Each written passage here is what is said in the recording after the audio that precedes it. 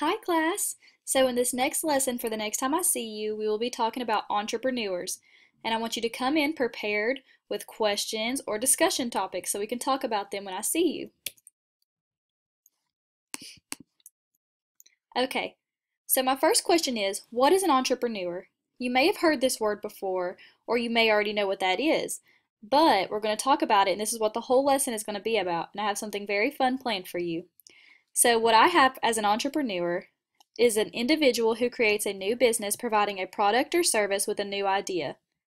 And that sounds like a big, long, confusing definition, but entrepreneurs are basically just people who come up with a great idea that's going to make people's lives easier, and then they invent it and create a business out of it and make money.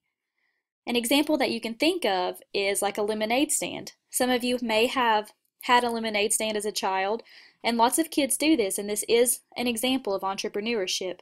You're creating a lemonade, you're selling it, and you're making a profit off of it, and that's what entrepreneurs do. So what are some benefits of entrepreneurship? Well, as we discussed, you're going to make your own money, and money is always a good thing.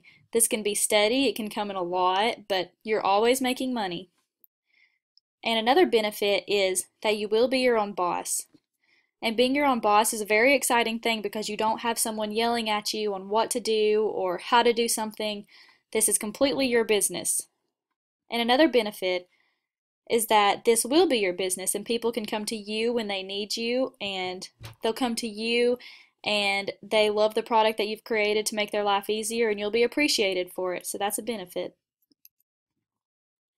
So what is the catch? What's the risk of being an entrepreneur?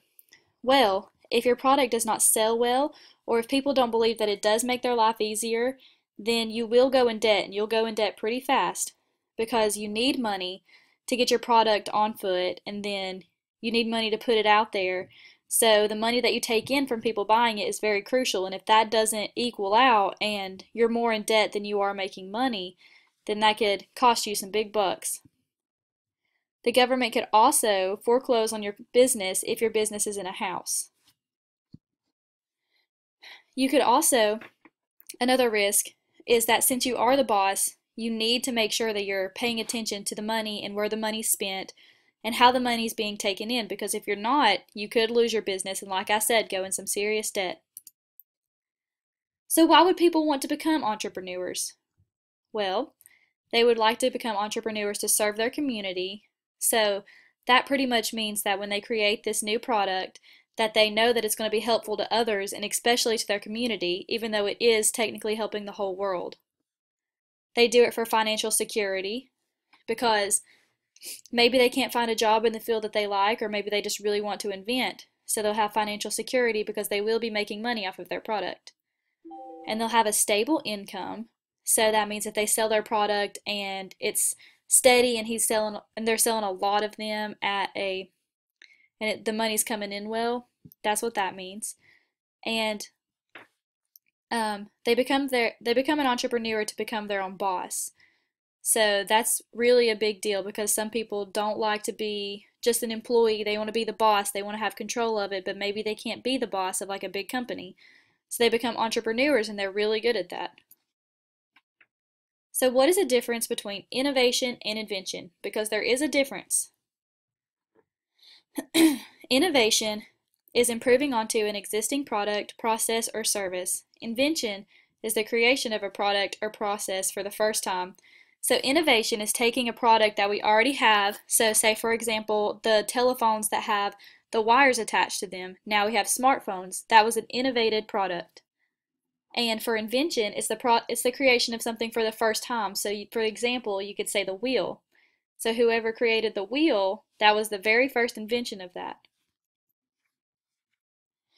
And here are some examples of important innovations. So, like the internet.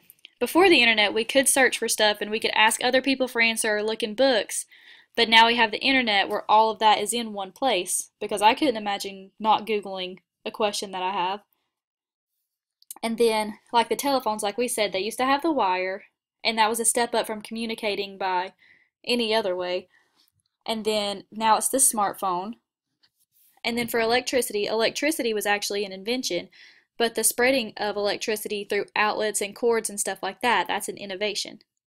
And then airplanes. Airplanes is an innovation because that's a different mode of transportation rather than driving in a car or horseback or anything like that. You can just fly. And examples of important inventions. So we have the light bulb. I don't know if you could imagine life without a light bulb or not, but that would be a pretty rough life. And then we have the compass, and the compass was very helpful for those who traveled by sea or really traveled anywhere back in the old days because they didn't have GPS. And then we have the printing press, which was very helpful because now we have printers. And then we have a nail. Nail is a very important invention. And then we have the wheel. Like we mentioned before, the wheel is a very great invention. And so for the next time that I see you, I want you to try to create or think of an idea of an invention or an innovation that you think would make life easier that hasn't already been invented. And bring your ideas to class. Thank you.